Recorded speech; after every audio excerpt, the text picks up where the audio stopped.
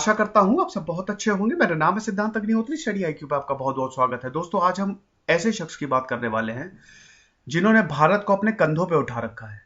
आज हम बात करने वाले हैं जो दोस्तों रतन टाटा की। टाटा एंड सन्स के मालिक रतन टाटा क्या कमाल के विजनरी है। मैंने इनकी कोई किताब नहीं पढ़ी, लेकिन मैं इनको बहुत सालों से फॉलो कर रहा हूं। शायद ही कोई ऐसा इंटरव्यू हो या इनके लिखा हुआ कोई ऐसा आर्टिकल इन पे आया हो जो मैंने छोड़ा हो। एक जबरदस्त विजनरी दोस्तों, अगर चाहे ये तो आराम से ये भारत के सबसे अमीर इंसान बन सकते हैं, इवन पूरी दुनिया के सबसे अमीर इंसान बन सकते हैं, क्योंकि शायद ही कोई ऐसा सेक्टर हो जिसमें टाटा नहीं घुसा हुआ हो। टाटा टी, टाटा एयरलाइंस, टाटा की कारें, इंडिका, ट्रक्स, हर जगह टाटा का नमक। जहां पे जाए होटल ताज, वो भी तो हर जगह टाटा सन्स है। और 100 से ज्यादा इंडस्ट्रीज हैं उनकी, जो कि पूरी दुनिया में फैली हुई हैं।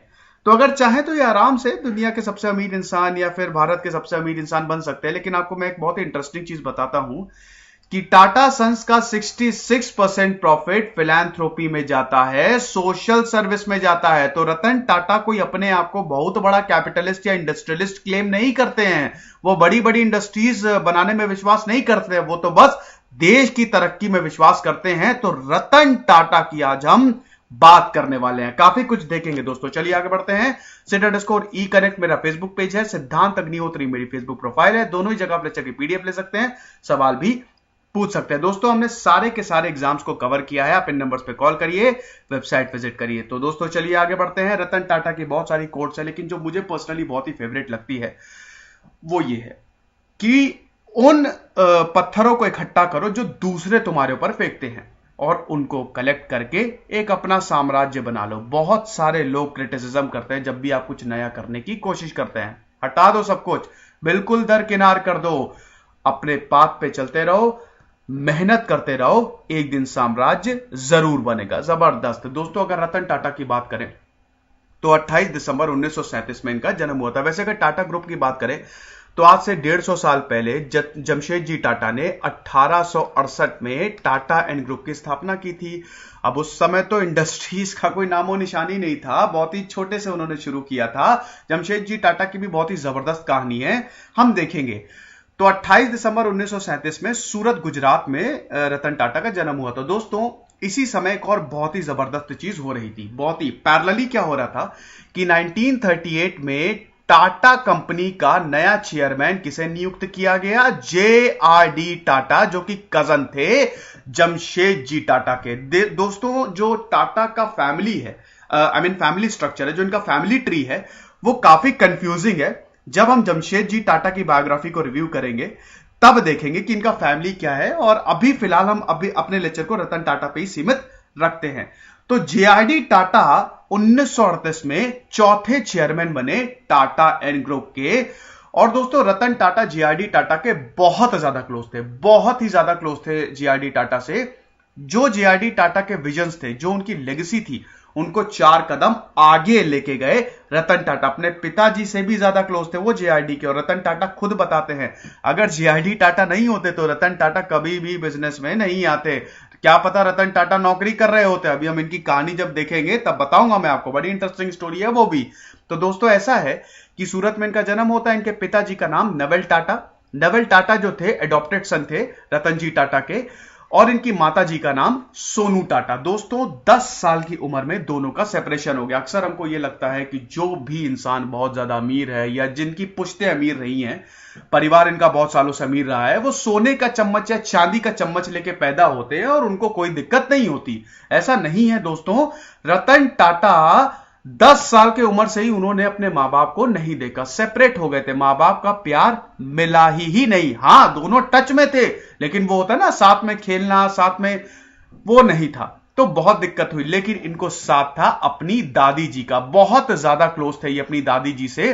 नवज भाई टाटा इनकी दादी जी का नाम था, और इनका जो पूरा पालन पोषण है इनकी दादी जी ने ही किया था। अभी अपनी दादी के बारे में ये बोलते हैं कि बहुत ही स्ट्रिक्ट लेडी थी और डिसिप्लिन्ड लेडी थी, और एक बहुत ही समझदार लेडी थी। ठीक है, बहुत ही आलीशान घर था। और इनकी शुरुआती जो पढ़ाई रतन टाटा की वो बॉम्बे में हुई है। रतन टाटा को शुरू से ही पता था कि जो मेरी फैमिली की लेगेसी है, ठीक है, उस पे मैं जरा सी भी आंच नहीं आने दूंगा। तो इस तरह की इन लोगों की परवरिश होती थी कि आपको जो एथिक्स होते हैं ना, वो शुरू से ही आपके मन में हम डालेंगे। तो ये चीज थी दोस्तों। कहानी आगे बढ़ती है और इनकी जो पूरी की पूरी स्कूलिंग है वो मुंबई में ही होती है, उसके बाद शिमला, फिर ये निकल जाते हैं अमेरिका। अमेरिका से वैसे बहुत ज्यादा प्यार है, आपको बता दूं रतन टाटा। कैलिफोर्निया एक ऐसी प्लेस है जो इनके बहुत ज्यादा करीब है और one of the favourite places में से है रतन टाटा की। तो कॉर्नेल यूनिवर्सिटी से बीएस की डिग्री लेते हैं, ग्रेजुएट होते हैं, आर्किटेक्ट और स्ट्रक्चरल इंजीनियरिंग की डिग्री लेते हैं 1962 में। अब दोस्तों यहां पे दो चीजें हैं। उस समय साइंस की डिग्री बहुत कम लोगों के पास होती थी। आप बाहर से आ रहे हैं भैया, बहुत बड़ी रिस्पेक्ट है। रतन टाटा को यहां पे मिलता है आईबीएम से ऑफर। बहुत बड़ी कंपनी थी दोस्तों, अगर हम इलेक्ट्रॉनिक्स क्षेत्र में बात करें। आईबीएम से सबसे पहली अगर कोई बहुत बड़ी कंपनी वो तो आईबीएम थी। आईबीएम से सीधा सीधा इनको ऑफर मिल गया कि आइए आप हमारे साथ काम करिए। 15 दिन काम भी किया।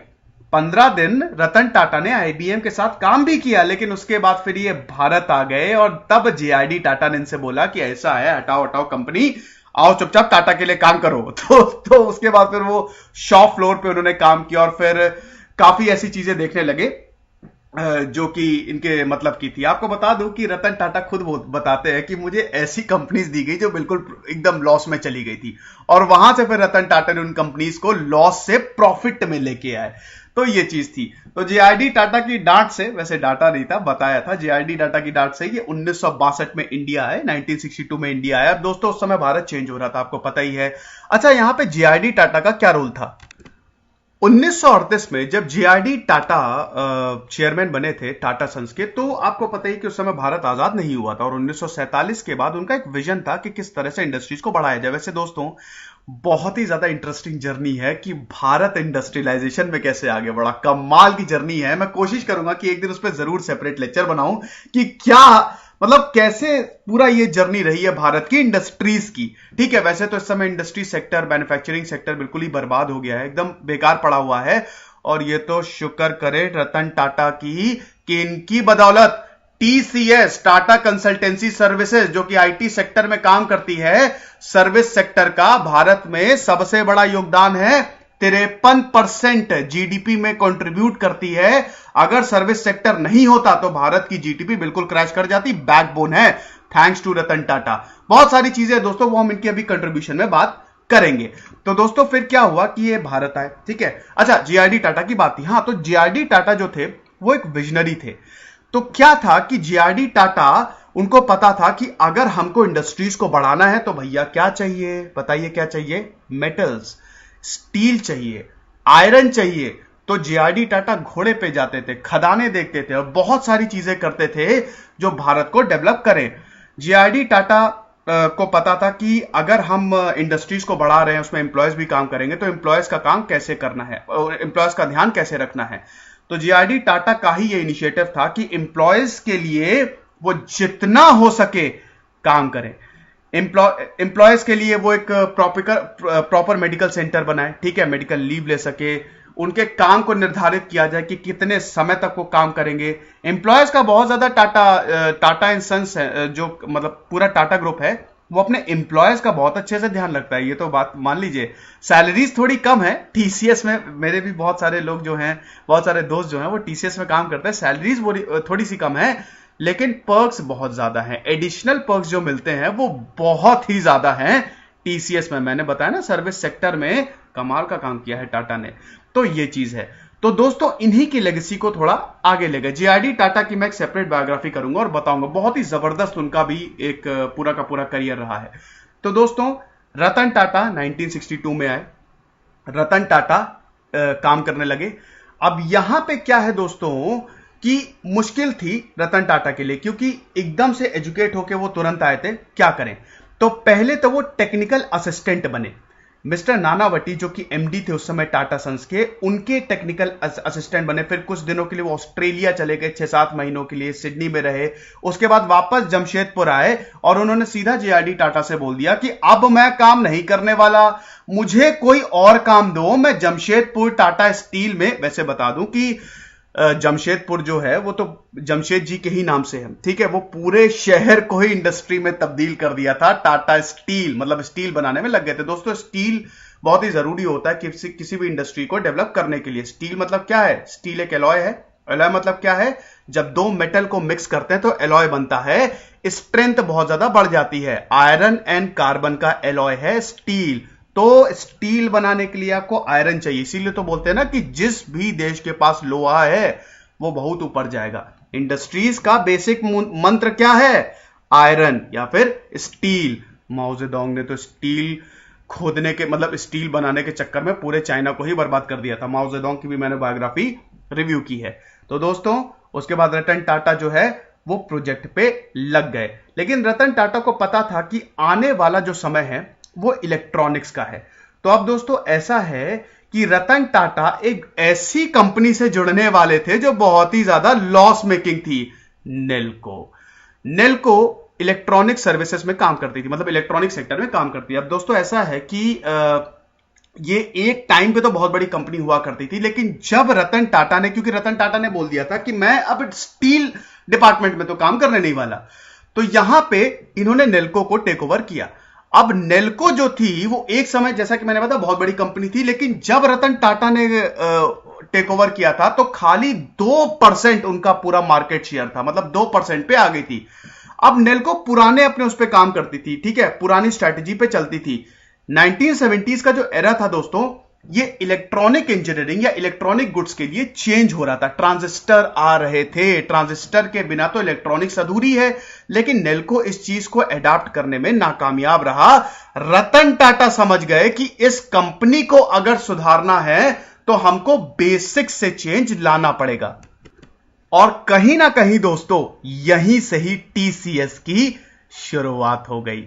और उसके बाद उनका यही मानना था रतन टाटा का, कि अपने इंटरव्यूज में और उन्होंने बोला है अपनी राइटिंग्स में कि अगर मैंने नेल्को, मतलब जो इनका डिसीजन था कि नेल्को को लेना, कि अगर मान लो कि इसको हम नहीं उबार पाए तो कोई बात नहीं, क्या दिक्कत है, नहीं उबार पाए तो नहीं उबार पाए, कंपनी बंद करके कुछ और देखेंगे।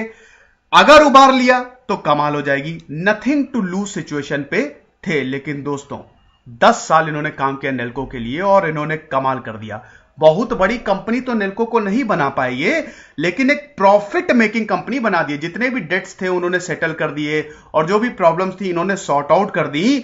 और नेल्को जो है एक अच्छी खासी कंपनी के उसमें उभर रही थी। उन्होंने ट्रांजिस्टर रेडियोस बनाना शुरू कर दिए और उसके बाद इन्होंने 20% जो है वो रेडियो मार्केट का एक्वायर करना शुरू कर दिया थ्रू नेल्को। उसके बाद ये अपार्टमेंट्स के लिए इन्वर्टर्स बनाते थे। तो नए नए आइडियाज, देखिए दोस्तों, जब तक साइंस एंड टेक में आइडियाज नहीं आएंगे, इनोवेशंस नहीं होंगे, तब तक कोई भी देश आगे बढ़ ही नहीं सकता। साइंस एंड टेक किसी भी देश की बैकबोन होती है, क्योंकि जब तक वो नहीं बढ़ेगा, और जो इंसान ये समझ गया, जो पॉलिटिशियन ये समझ गया, वो देश डेवलप कर गया। चाइना में अगर डेंग जियाओपिंग नहीं होते तो चाइना बिल्कुल बर्बाद हो गया होता, लेकिन डेंग जियाओपिंग को पता था कि जब तक हम साइंस एंड टेक में निवेश नहीं करने वाले, कुछ नहीं मिलेगा। रतन टाटा ये समझ गए, बहुत ही जल्द उनको इसका पूरा लाभ मिला। तो अब दोस्तों क्या है कि फिर दिक्कत हो गई। इनकी माताजी सोनू वो कैंसर से पीड़ित थी, तो उनकी फिर देखभाल करने चले गए। ये बहुत सारी चीजें हुई दोस्तों। अब रतन टाटा ये बोलते हैं कि जब मैंने नेल्को को उबारा, ये जो लॉस मेकिंग कंपनी थी, इसको प्रॉफिट मेकिंग कंपनी बनाया, तो उसके बाद इनको वही कंपनी मिलने लगी जो सारी लॉस में है। तो टाटा के, जैसा कि मैंने बताया कि दोस्तों टाटा बहुत बड़ा ग्रुप है, 100 से ज्यादा सेक्टर में काम कर रहा है दोस्तों। हर जगह आपको टाटा टाटा दिखेगा, ठीक है। Consumer product, engineering goods, telecom, हर जगह टाटा है, ठीक है।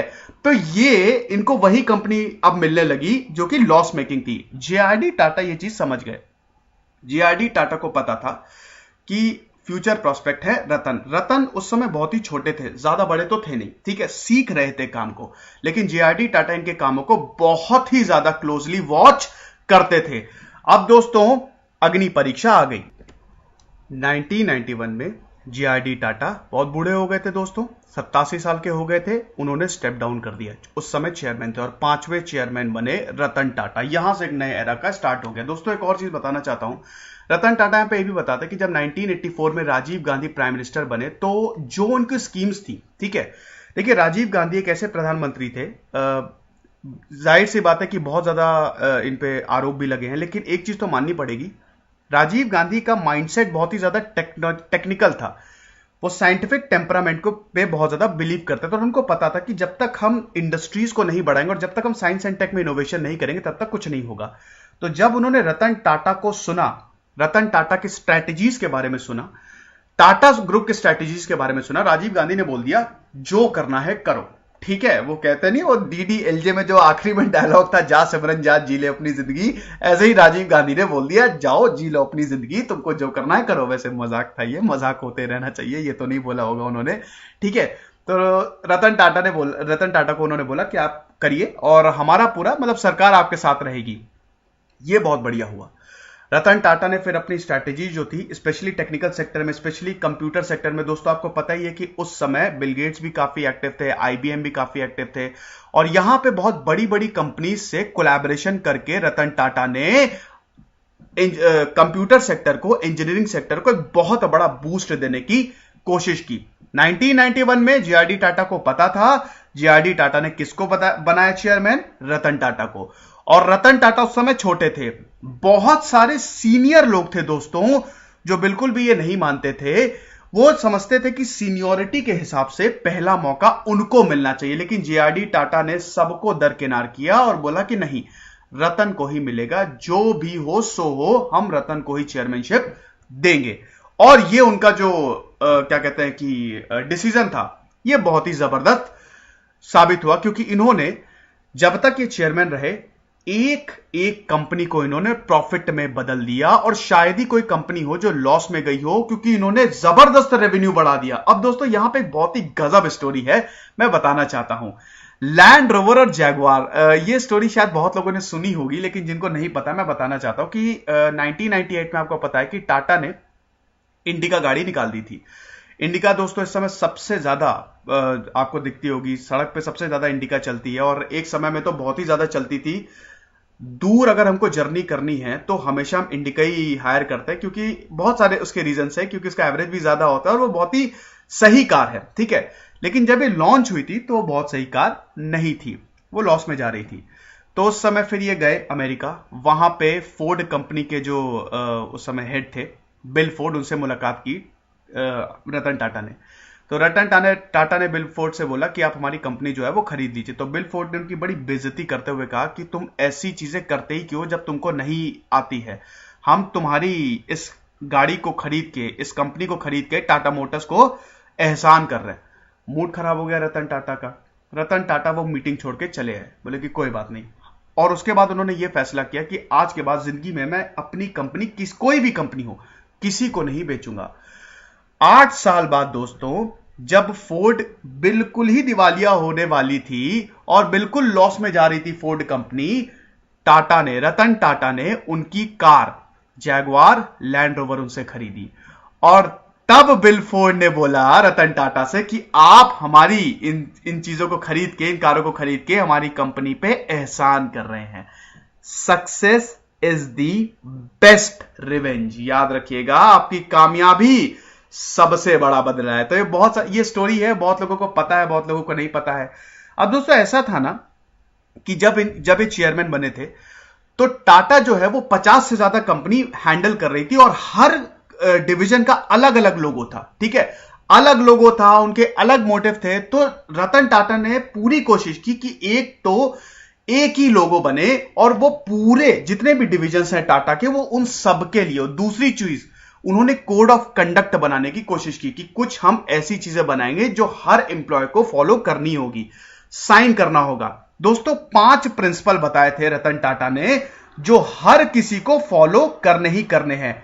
इंटीग्रिटी, हर किसी को समझना, अंडरस्टैंडिंग, यूनिटी, रिस्पॉन्सिबिलिटी और एक्सीलेंस। इसमें इक्वालिटी भी थी दोस्तों, कि चाहे वो कोई भी हो, एक स्वीपर हो या फिर एक एमडी हो, हर किसी के साथ सही बर्ताव होगा, समानता बर्ताव होगा, एक जैसा बर्ताव होगा।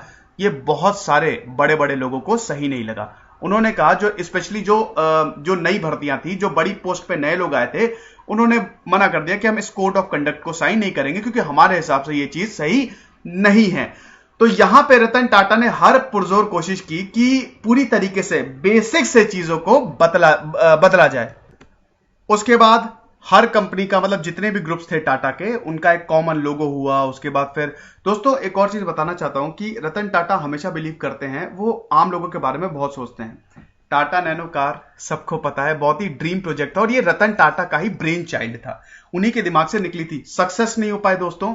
आपको पता है नैनो कार का सबसे बड़ा फेलियर क्या था सक्सेस ना होने का? आपको जान के हैरानी होगी, मैं बताता हूं। 1 लाख की गाड़ी थी, ये आपको पता ही है, और इसी 1 लाख के कारण ही ये सक्सेस ही नहीं हो पाई। देखिए दोस्तों, ऐसा होता है ना कि नैनो को इस तरह से, और ये रतन टाटा खुद भी मानते हैं कि शायद ब्रांडिंग में बहुत बड़ी गड़बड़ हो गई थी, क्योंकि नैनो को इस तरह से पेश किया गया था कि ये जो कार है ये तो मिडिल क्लास की है, सस्ती कार है बहुत ज्यादा, तो इतनी सस्ती कार है हर कोई खरीद लेगा। तो ऐसा है कि जब लोग ये कार खरीदते थे तो बड़ा ही इन लोगों को, जो भी टाटा नैनो कार लेके आता था और देखा जाता था इसके पास तो नैनो है, तो इस तरह से ये भी बहुत रीजन था कि लोगों ने इसको खरीदना बंद कर दिया। और भी बहुत सारे टेक्निकल रीजन थे, लेकिन नैनो कार जो भी हो, 1 लाख की गाड़ी निकालना आसान नहीं होता दोस्तों, और ये रतन टाटा की ही ब्रेन चाइल्ड थी। यह हमेशा, जैसा कि मैंने बताया, कि देश के लिए, उन लोगों के लिए सोचते थे जो अफोर्ड नहीं कर सकते। एम्प्लॉयर्स को उन्होंने कमाल की चीजें दी। अब दोस्तों क्या है कि इन्होंने टाटा ट्रस्ट भी बनाया। वैसे तो जेआरडी टाटा ने, और उससे पहले भी इसकी शुरुआत हो चुकी थी, लेकिन टाटा ट्रस्ट भी बनाया जो कि अपनी कॉर्पोरेट सोशल रिस्पॉन्सिबिलिटी, जो बड़ी बड़ी इंडस्ट्रीज की रिस्पॉन्सिबिलिटी होती है कि अपने प्रॉफिट का कुछ हिस्सा सोशल सर्विस में लगाएं, रतन टाटा, टाटा एंड सन्स अपने प्रॉफिट का कुछ हिस्सा नहीं, बहुत बड़ा हिस्सा, आधे से ज्यादा हिस्सा सोशल सर्विस में लगाता है दोस्तों। ये चीज है। तो दोस्तों यहां पे इन्होंने ट्रस्ट बनाया। आपको बता दूं कि जब केरल में सुनामी आई थी तो वहां पे भी इन्होंने 700 घर बनाए थे स्पेशली फिशरमैन्स के लिए। जब अटैक हुआ था, ताज होटल जो है, ताज होटल, उसको, वो टाटा ग्रुप का है, ये बहुत लोगों को बात पता नहीं है। जो ताज होटल है ना, बड़ा एकदम जबरदस्त 5 स्टार होटल, वो टाटा ग्रुप का ही है। तो जब मुंबई में अटैक हुआ था तो वहां पे भी इंप्लॉयज का ध्यान रखा गया था, और कभी भी अगर एम्प्लॉय जो है वो बीमार पड़ता है तो वहां पे उसका जो सैलरी है वो आती रहती है, वो रोकी नहीं जाती है। तो ये सब रतन टाटा के कारण है। वो उनको पता है कि अगर एम्प्लॉय खुश रहेंगे भैया तो कंपनी आगे बढ़ेगी। बहुत सारी कंपनीज ये समझ नहीं पाती हैं, और बहुत सारे जो एंटरप्रेन्योर्स होते हैं या वो समझ नहीं पाते हैं, वो एकदम मतलब एम्प्लॉयज को बहुत अच्छा ट्रीटमेंट नहीं देते हैं। लेकिन भैया अगर एम्प्लॉय खुश है तभी तो कोई भी जो इंडस्ट्री है वो आगे बढ़ेगी ना। तो ये चीज है।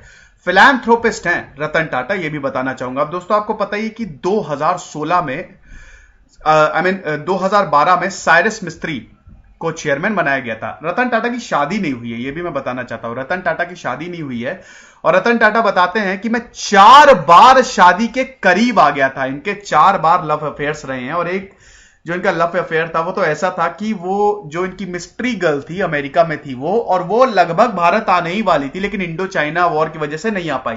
तो 4 बार इनको प्यार हुआ है, लेकिन शादी नहीं हो पाई। डरते थे या जो भी है, अब वो खैर यही बता सकते हैं। तो दोस्तों ऐसा है कि शादी नहीं हुई है, तो इनका कोई वारिस भी नहीं है। तो 2012 में जब रतन टाटा ने बोला कि अब ठीक है, मेरा वक्त आ गया है और अब शायद मुझे चेयरमैनशिप से इस्तीफा दे देना चाहिए, तो इन्होंने उससे रिजाइन किया चेयरमैनशिप से। साइरस मिस्त्री को बनाया गया। अब साइरस मिस्त्री दोस्तों इनके परिवार से नहीं थे, ये शायद सबसे बड़ा एग्जाम्पल हो सकता है। आमतौर पर आपने देखा होगा जो चेयरमैन होते हैं वो परिवार के ही होते हैं, जिसकी भी कंपनी होती है, जिसकी भी इंडस्ट्री होती है। लेकिन साइरस मिस्त्री को चेयरमैन बना के इन्होंने ये साबित कर दिया कि ये मेरिटोक्रेसी पे विश्वास करते हैं, जो भैया काबिल है वही आगे आएगा। लेकिन साइरस मिस्त्री ने इनके पूरे मंसूबे पर पानी फेर दिया। अब वो साइरस मिस्त्री की दोस्तों क्या कंट्रोवर्सी है, फिलहाल मैं उस पर नहीं जाऊंगा। और 2016 में साइरस मिस्त्री को भी बर्खास्त कर दिया, चेयरमैनशिप को हटा दिया, और उसके बाद फिर नटराजन चंद्रशेखरन को 2017 में चेयरमैन बनाया गया, और वो अभी तक हैं।